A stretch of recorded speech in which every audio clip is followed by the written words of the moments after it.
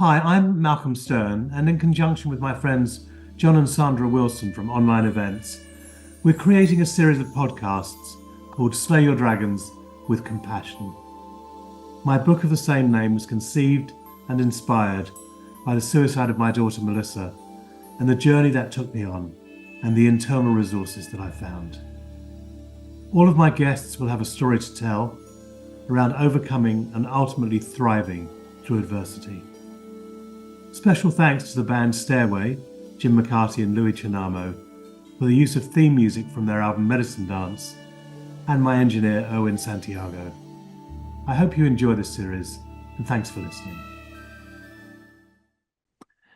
So welcome to my podcast, Slay Your Dragons with Compassion, done in conjunction with my wonderful friends, John and Sandra Wilson, Online Events. And we have a range of people who are exploring their stories, how they've become who they are as a result of going through adversity, because that's what shapes us, and finding their inner core.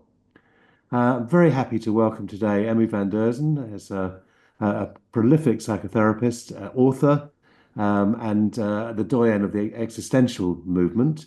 And I know she's going to have a great story to tell. We met at the Compassionate Mental Health Conference last year. And thank you very much for coming on to our show today. Emmy, welcome. Pleasure. Thank you.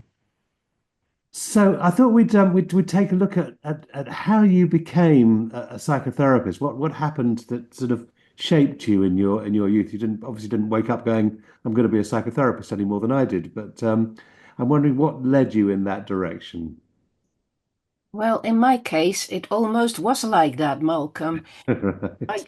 from the earliest I can remember, which is very early indeed, like in my first year, it was made very clear to me by my mother that I had been sent to her as her guardian angel and that I was there to help her with all of her troubles. And from very early on, she used to speak to me about the difficulties she'd had in the Second World War, the difficulties my father had in the Second World War, and these were very serious difficulties. So they had nearly starved to death.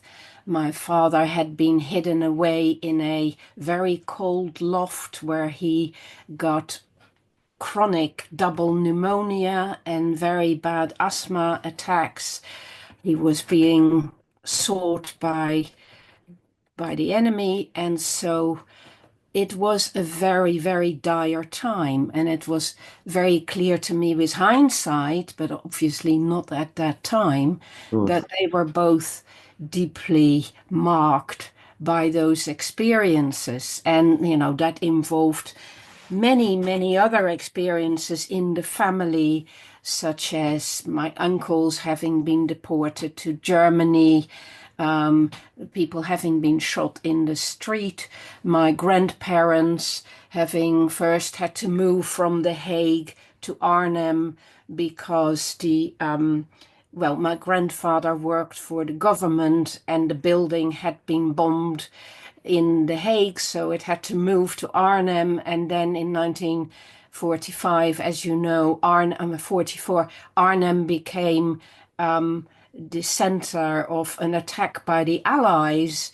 And so their house got bombed again and they became refugees and lost each other. I mean, the stories I grew up with, which came through, filtered through my mother's mind, and she shared with me from tiny, tiny onwards, were Mm. part of my life. And I think I found it very hard to differentiate between what was a story and what was present. So I grew up in the illusion that we still were in this warlike universe, and that sort of mixed in with the Cold War that was going on. And in school, we had to do these exercises for basically guarding our lives in case things went wrong. I think I lived the first 10 years of my life under a dark cloud of war and threat. and with the absolute certainty that I had come into the world to ease that in some way in my family, which, as you can imagine, because there were all these post-war problems, we hadn't been able to find a house.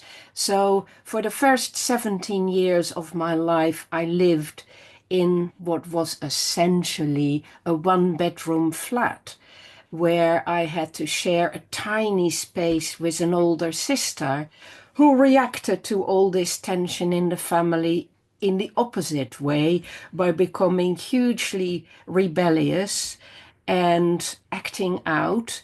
And so this became another thing that my mother sought my help to address. So instead of my mother helping me with the bullying and the mocking and the difficulties I received from that, I had to set that aside and think about what it was like for her. And truly, it was worse for her than it was for me because there were daily fights between my mother and my sister. So there was no doubt in my mind from very early on that I was not going to be able to be like other kids. I had this mission in life. I was this guardian angel. And it took me a long time in my 20s to work with that and to set it aside, to not become kind of enamored of my own role as guardian angel too much. Mm. I guess there's a But danger, and I have seen this, of course, in our psychotherapeutic world, and also in the sort of the spiritual consciousness world, of people believing that they are extraordinary, which, of course, at one level we all are. hmm, At another level, if we let that drive us, the hubris eventually will destroy us. So you could very yes. easily have gone down that road. Yes, although it didn't feel like hubris at all. It felt like I was more like Atlas, with the weight of the world on my back. Mm. It didn't feel like, oh, I am this great person. It felt like, no, I'm a servant, I need to help this world, which is in dire straits. And of course, in my teenage years, I became very aware of the Vietnam War and, well, lots of wars in various places, really. And I became very politically aware and felt that instead of just doing it in a personal way, I needed to use my life to improve the world by becoming engaged much more in a political way. And that's why I chose to study philosophy, because it was philosophy really that gave me my strength. I was a very sensitive person, as will be still blatantly obvious, and quite vulnerable. And I was very sincere and quite naive, and it was philosophy that gave me strength. So I did a classical education, and I was very fortunate to have a very good Greek teacher who who taught me to translate Plato, and Socrates really became my friend and my role model. And he showed me that instead of being a bleeding heart, it was very important to find intellectual strength and clarity to approach everything that was wrong in the world in a much more insightful way and a much more effective way, and to really use that to find light in the world that you can then kind of use both for yourself and for other people when they need it. So that was really my path towards psychotherapy. So I went to France when I was 18, getting away from this difficulty in the family, a long way away, and studied philosophy at the University of Montpellier in the south of France, where I was very, very fortunate to be taught by a very famous philosopher called Michel Henry. and he taught me phenomenology. He's a phenomenologist. He taught me phenomenology and to be very careful in making observations about people, about the world, and formulate things very carefully and define my terms carefully.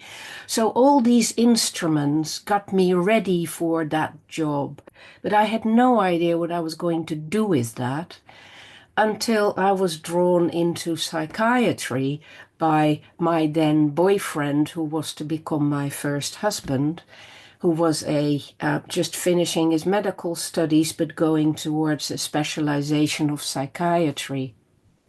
And I had also become interested in psychoanalysis as part of my philosophy studies and read all of Freud's works very methodically because Lacan, who was the kind of great French psychoanalytic hero, said, it was all about Freud, but we had to read it for ourselves and reinterpret it. So I took that quite literally. And I went to see the teacher at the University of Psychoanalysis and asked him if he could give me an analysis because I wanted to become an analyst, a psychoanalyst. And the first thing he taught me, which was very humbling, was that I would not be able to do that until I was earning my own living because I had to absolutely pay for my analysis with money I had earned myself. And this brought me back to a sense of the importance of earning one's own keep and of not taking anything that one isn't ready for. And then when I was offered the opportunity to become a social therapist in the hospital of Saint Alban, where I moved with my then husband, I just blossomed really because I could see how all my philosophical learning could be put into practice very concretely and very directly. And I worked with large groups of people. Most of them were schizophrenic or autistic, chronic patients in a hospital in the Massif Central, which is well known in France as the birthplace of liberal psychiatry and, breaking down the walls and creating a therapeutic community. So then as I was finishing my master's degree in philosophy, I wrote about that. I wrote about really helping people to come out of their lonely difficulties towards each other through what I was learning to do, which was this kind of community therapy and working with large groups and smaller groups and individuals and talking with people and listening to people. And from there, I then knew, I had found my path really. So then I knew I had to do it properly. And I went back to university, did another first degree in psychology, and then did my training in clinical psychology and my psychotherapy training in another hospital, where I was also very fortunate to be supervised by François Tosquelles, who was a famous French psychoanalyst who had actually created the Hospital of Saint Alban to start with. And it was not deliberate that he was moving to the hospital I was doing my training in at that point. It was absolutely extraordinary.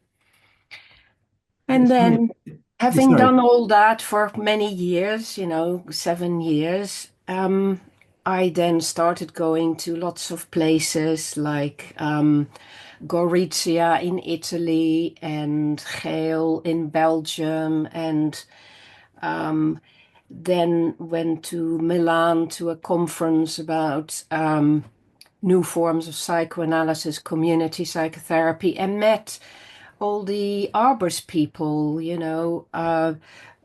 Morty Schatzman and Andrea Sabaridi at that time.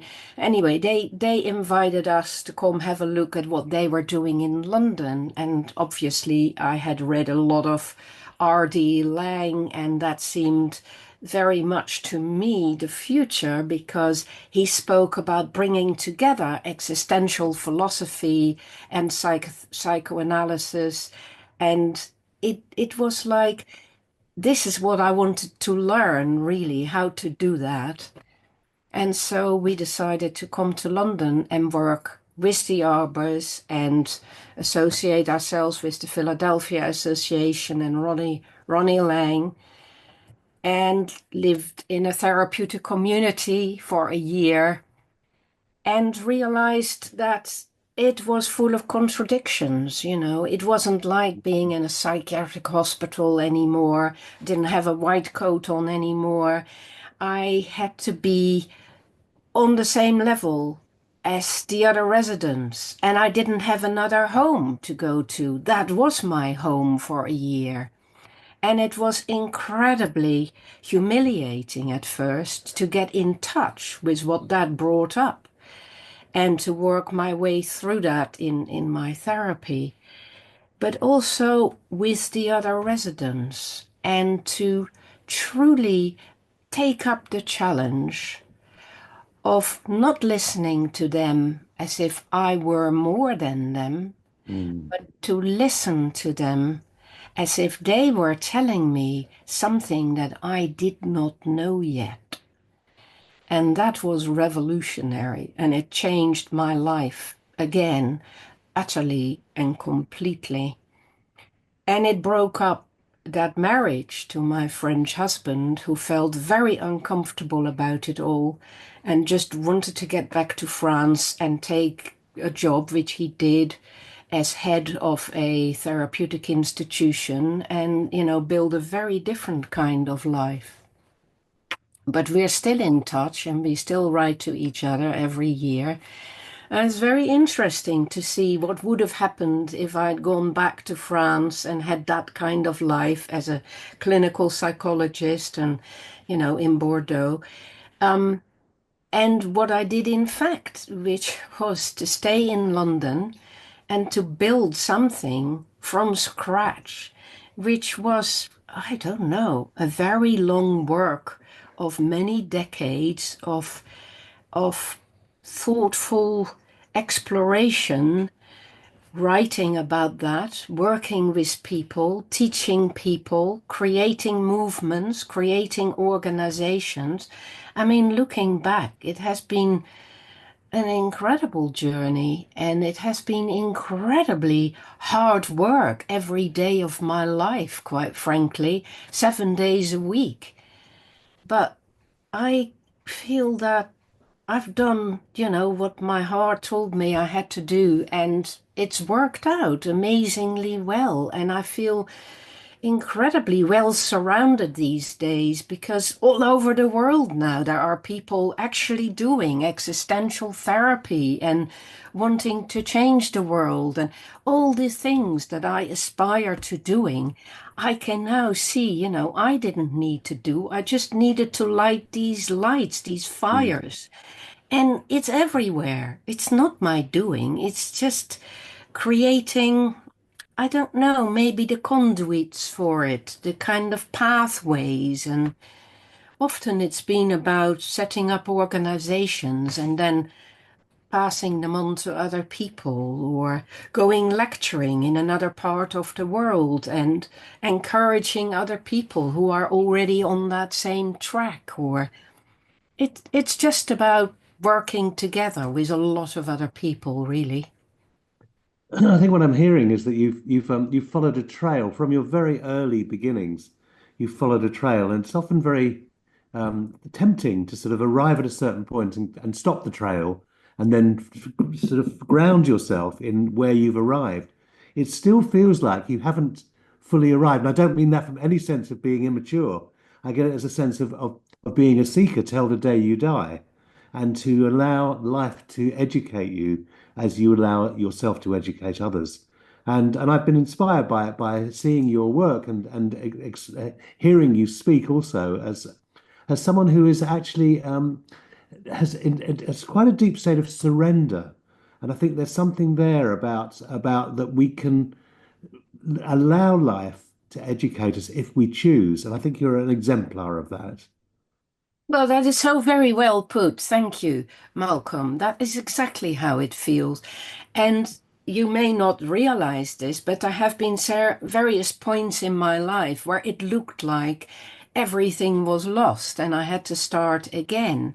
And that has been a natural process because it has been like being like a snake that comes to a point where I have to shed a skin and I have to reorganize myself. There was a point where I became the first chair of UKCP, and after 2 years, I realized I was eating myself away on the inside with all the aggravation of that Mm, and all the nastiness that was part of that.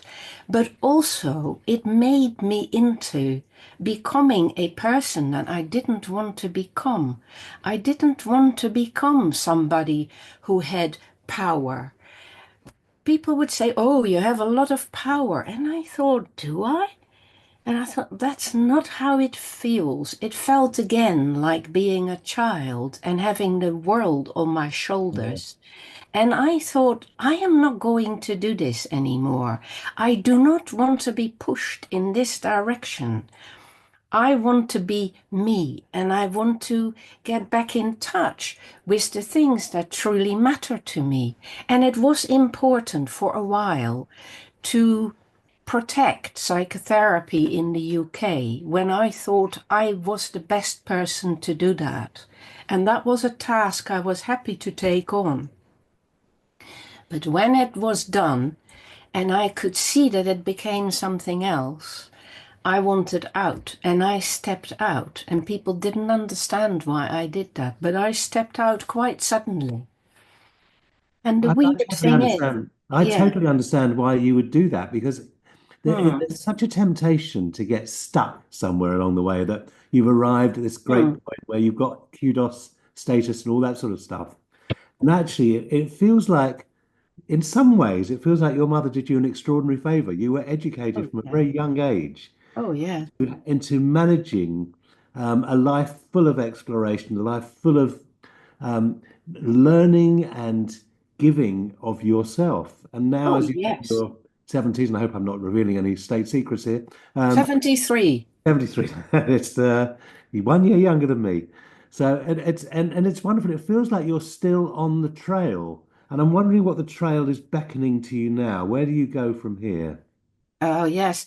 Well, the trail has led me to sort of fashioning the existential movement worldwide with people from all over the globe.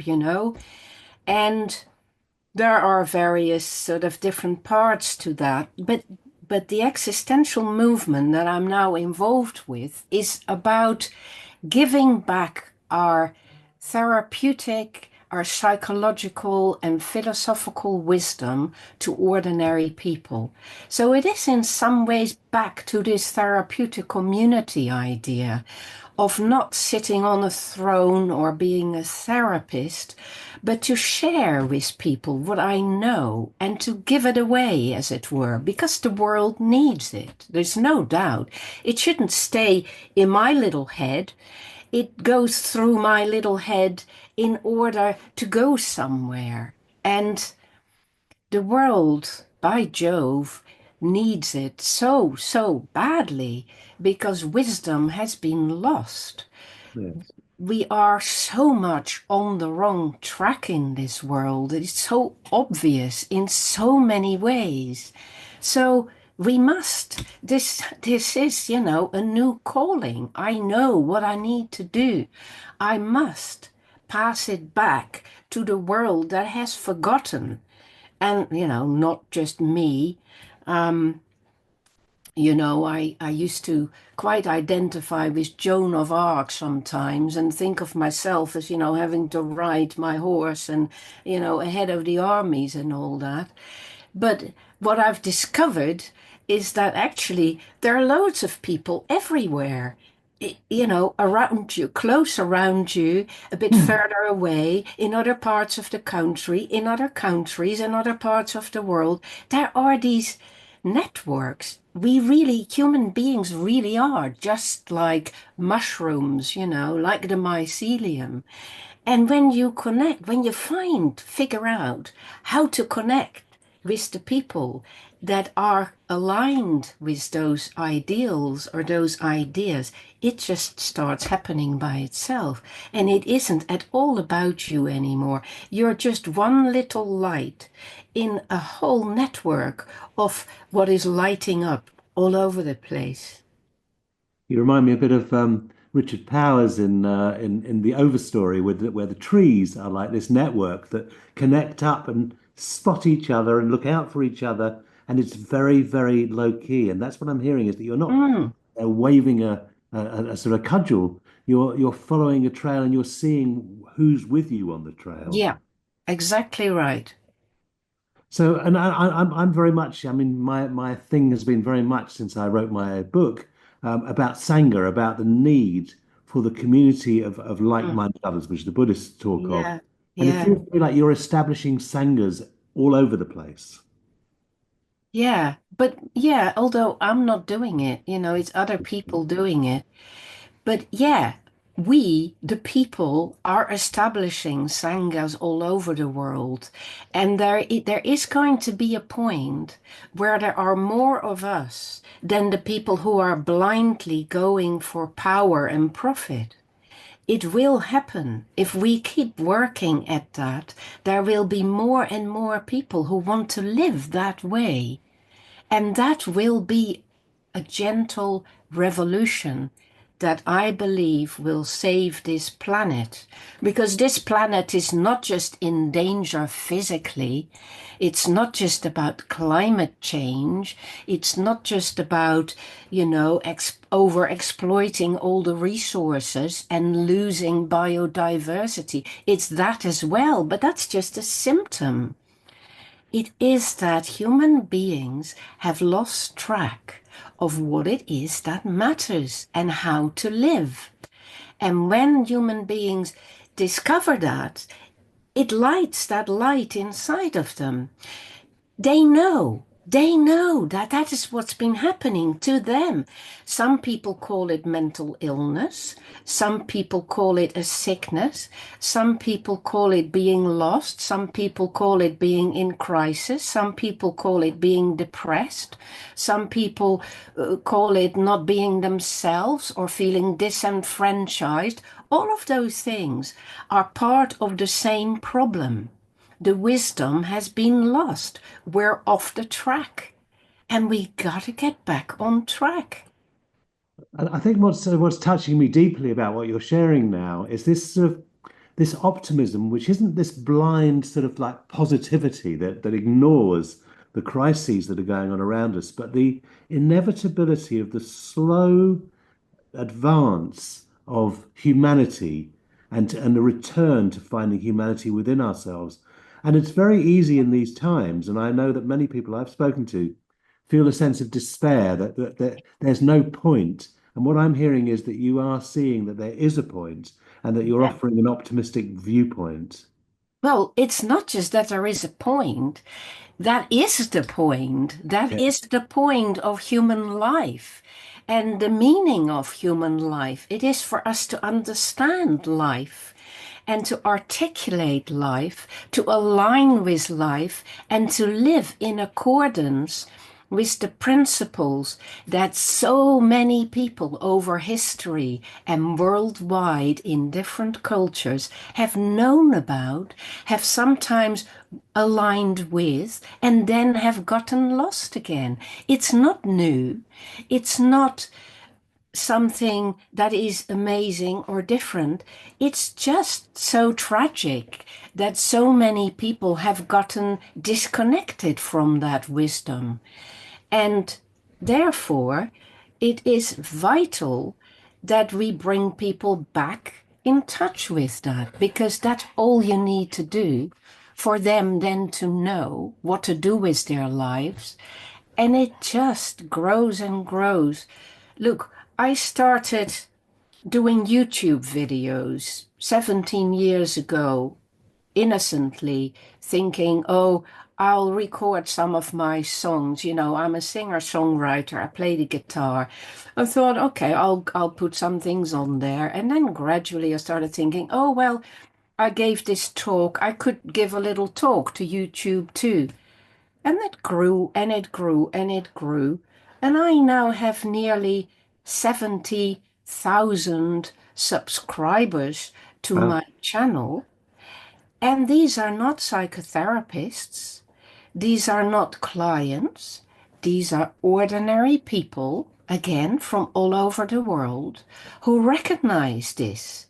They know there is something in what I'm saying, something about the community I'm creating on YouTube with these tens of thousands of people that says, no, we're not going to say that person is narcissistic and that person is traumatized and this is bad and that is bad and we need to fight each other. No, we're going to be more thoughtful than that. We have much more knowledge and wisdom than that. We don't need to label. We don't need to despair. We don't need to be separated. There are lots of us who want to understand life. There are lots of us who have goodwill. There are lots of us who know we can do better. So let's bloody do it. that's great. I love the fact it feels like you're not beset with despair. I think for many of us who are involved in wanting to make a better world, there's often a sort of sense of this atlas figure that you've set up that of carrying the world on your shoulders, that the world is Mm. so vile. And you look back, I mean, for me, it's like looking, I've been relentlessly researching the Holocaust and I read everything I can around the Holocaust. And it's sort of, it's almost unbelievable, man's inhumanity to man. And that seems to have not changed so much over the years. And yet there has to be hope for a different world. And that's what I'm hearing that you are holding the flag for. Yeah. Well, this is my childhood and my teenage years. I I read the story of Anne Frank when I was like 8 or 9 years old, and it became, I identified with it so much. I really believed I'd been through that too. I used to play concentration camp with my soft toys when I was 6 or 7 years old because I heard all these stories. These flats we lived in had been built very quickly for people who had survived the Holocaust and people who had survived the war camps. So I was surrounded by Holocaust survivors as I grew up, and also by men who had been in the Japanese war camps, because there were a lot of Dutch people who had been, in the war in Indonesia and who had been taken into the prison camps by the Japanese who won the war there in Indonesia. So there are lots of Dutch men who were having nightmares there. And I could hear, because these flats were very badly built, I could hear them screaming at night. And I had terrible night terrors as a child because I was confronted with all this stuff. So I had to work my way through that. And it wasn't easy. And at 17, I twice attempted to take my life because I just couldn't do it. I had kind of put all my affections onto somebody who then, abandoned me very cruelly. And I just didn't think that I could live in that world. It's exactly what you say. I thought it's so negative, what was happening in various countries that I had been to with my parents because they took us traveling every summer for 4 weeks. We went traveling around Europe. They wanted us to see and join with other people. Mm. They educated us very well that way. But I could see what was happening, in the Czech Republic, Czechoslovakia. And my heart bled for what was happening in the world. I took it all in so seriously. It was part of me. And I thought, I cannot live with this pain. I cannot do it. I have to die. I was so convinced of it for a while. And so I had to find my reasons for living. I think that's very profound because there's sort of the sense that you have to know what the bottom feels like in Oh, order yeah. to really find your way through. And so, you sort of mentioned you had two probably serious suicide attempts when you were 17. They weren't a cry for help from the sound of it. Well, I didn't even tell anybody about it. Yeah. I hung myself by the cord of my, well, anyway, I hung myself on the ceiling and the ceiling came down. As Oh, soon as I jumped off the chair, it was a flimsy ceiling and it came down. And I got a bollocking from my father for what have you done, with that light? And look, the ceiling is going, you have been doing something. I didn't tell them. So no, it was not a cry for help. I was utterly serious about wanting to die and not be part of the evil in the world. yes. And I think that that's actually a profound thing that we go to the bottom and then we find our way through the adversity into becoming a standard bearer for what is possible. And what I'm hearing is that you do genuinely believe this doesn't feel like sort of flaky new age thinking. You genuinely believe there is an evolutionary march that will Yep. eventually work its way to a different world, but it's eventual and it's evolutionary rather than revolutionary. And there's lots of evidence for it. There are lots and lots of movements and people who do these things to try and bring this to fruition. There are lots of people who invest all their efforts in doing that.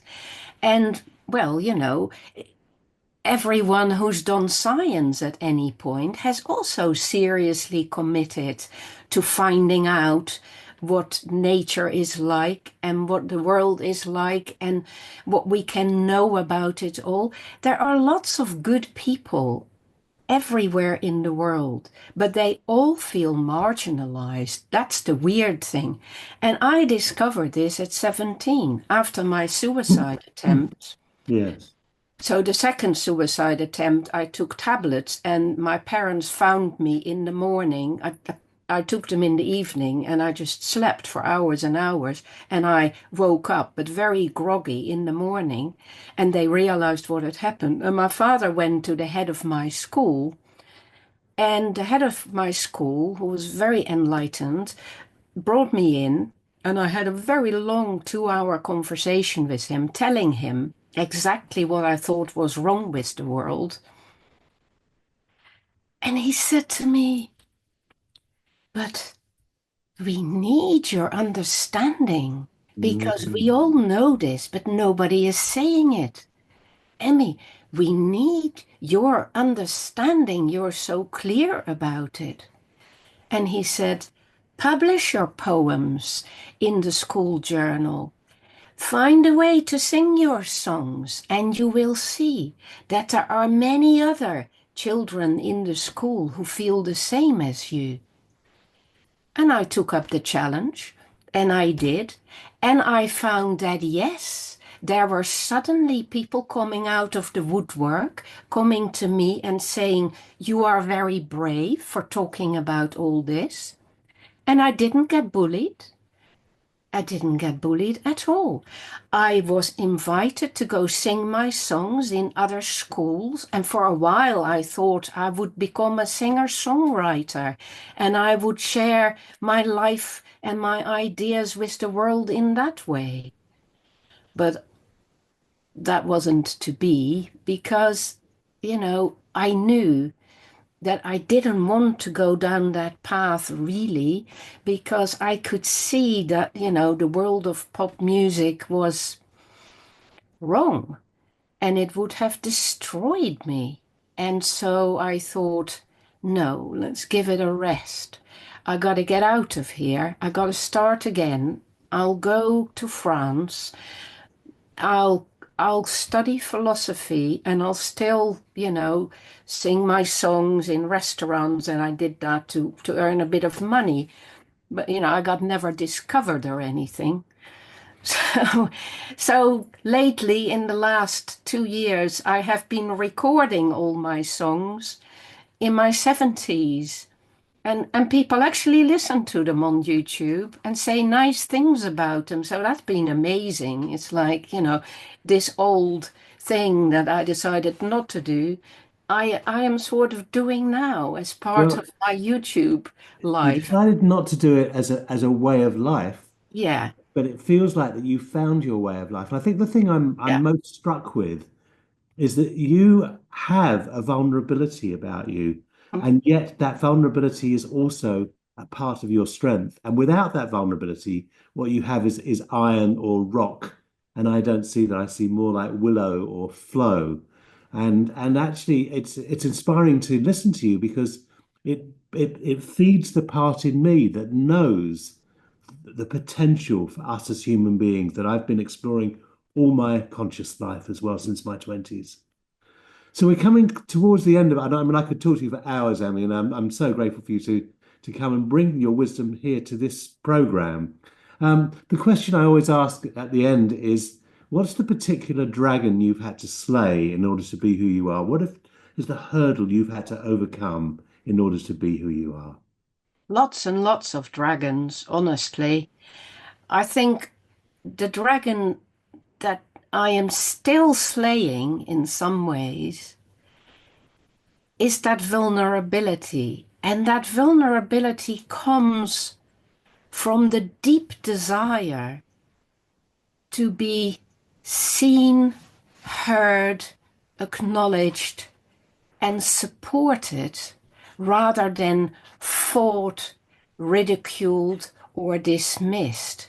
So whenever people do this old thing, that my older sister did, which was mocking and torturing, really, Mm, whenever I recognize that still around me, that still frightens me. And when I feel that fear, then I say to myself, you know already that this is good for you because it keeps you grounded. It stops you from flying away. It makes you aware that it isn't all going to be wonderful and easy. There are always going to be naysayers as well as yay-sayers.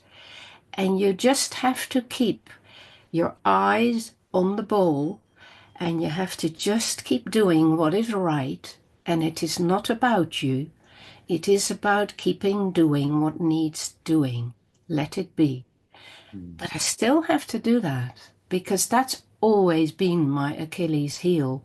And, over the years, I mean, some people have totally gotten the better of me and, pushed me around and bullied me and done all sorts of things to me.